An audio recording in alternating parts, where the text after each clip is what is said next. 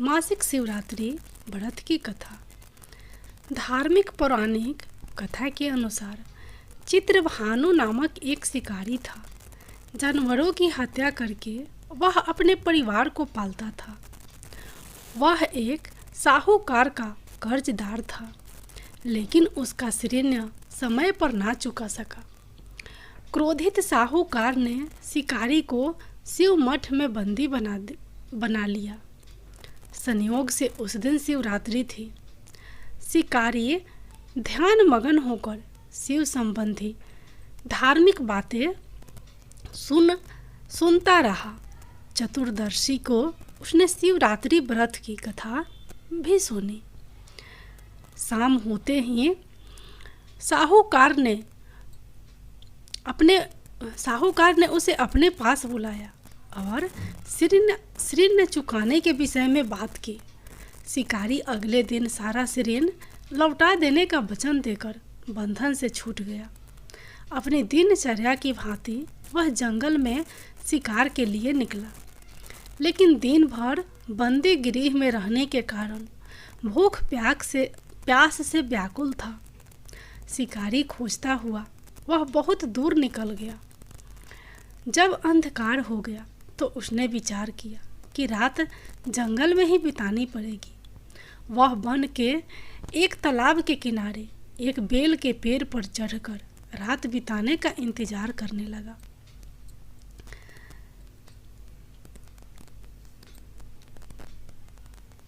Bell वृक्ष के नीचे शिवलिंग था, जो बिल पत्थरों से ढका हुआ था। शिकारी को उसका पता न चला। पड़ाव बनाते समय उसने जो टहनियाँ तोड़ी वे संयोग से शिवलिंग पर गिरती चली गई। ये सब जाने अनजाने में हुआ। इस प्रकार दिन भर भूखे प्यासे शिकारी का व्रत भी हो गया और शिवलिंग पर बिलपत्र भी चढ़ गए। एक पहर रात्रि बीत जाने पर एक गर्भिणी हिरनी तालाब पर पानी पीने पहुंची।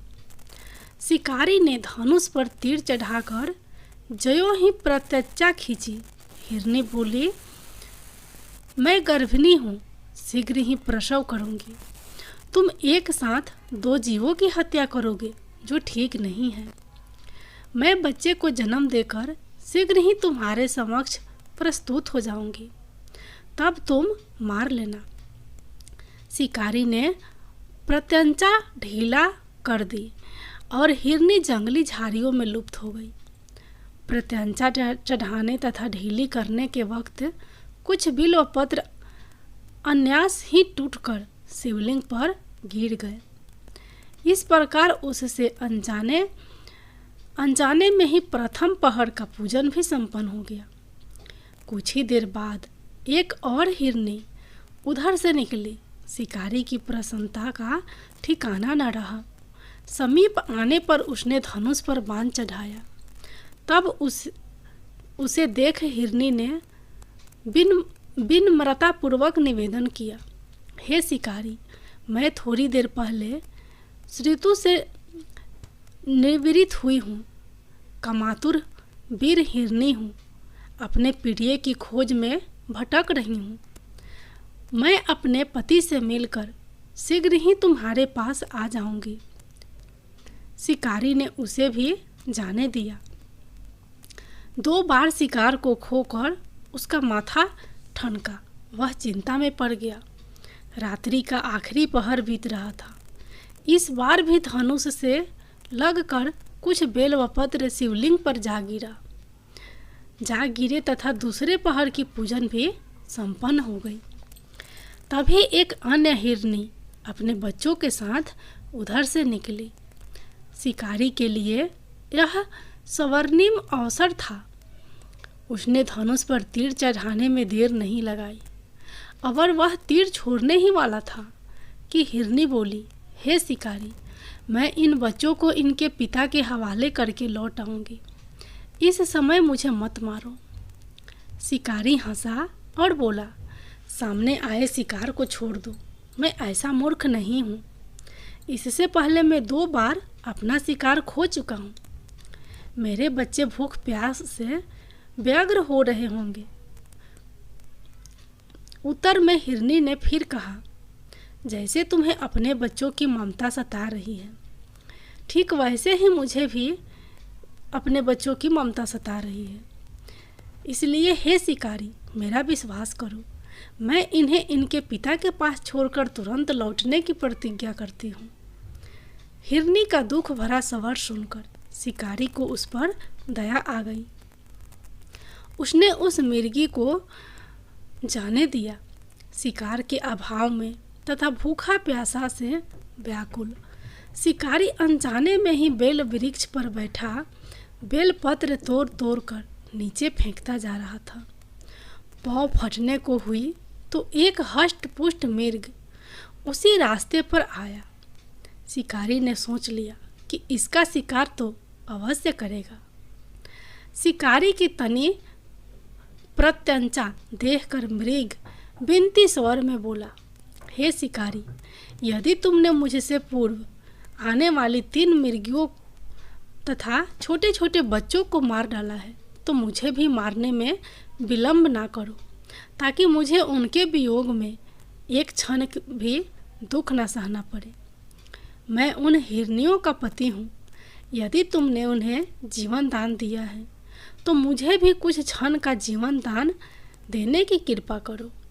मैं उनसे मिलकर तुम्हारे पास समक्ष उपस्थित हो जाऊंगा।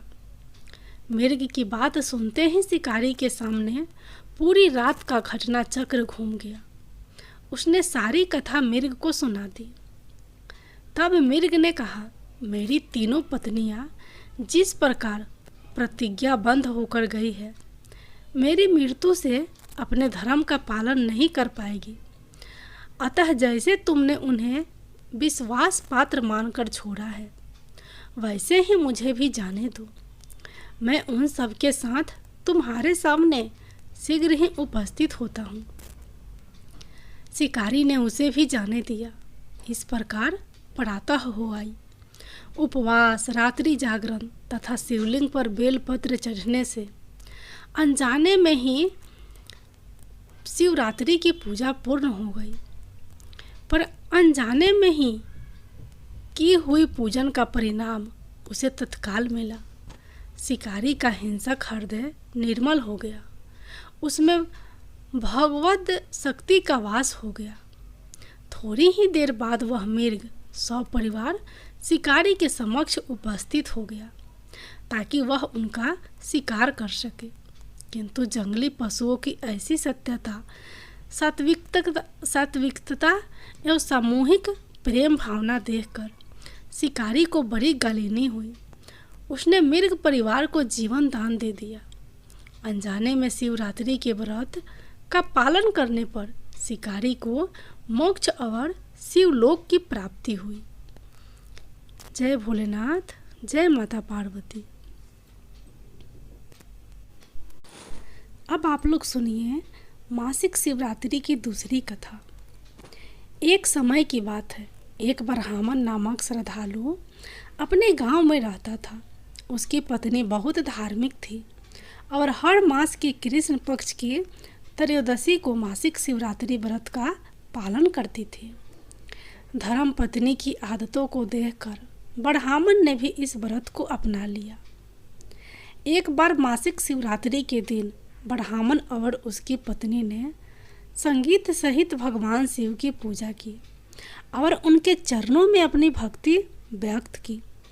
वह दोनों ने समर्पित भाव से व्रत किया और भगवान शिव से आशीर्वाद मांगा कि वह उन्हें सदैव अपनी कृपा में रखे।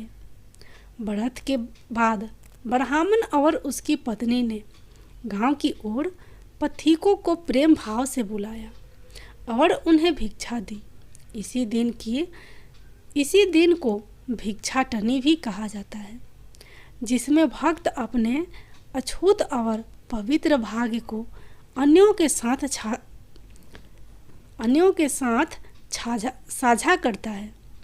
इसी समय गांव में एक अत्यंत गरीब ब्राह्मण आया, जिसका रूप बहुत ही दीन और दुखी था।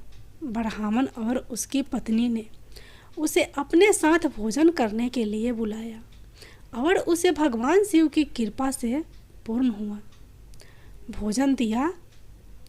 इस प्रकार भगवान शिव के व्रत के पालन से ब्राह्मण और उसकी पत्नी ने न केवल अपने अछूत को साझा किया बल्कि दीन दुखी को भी अपने साथ भोजन करने का सौभाग्य प्रदान किया।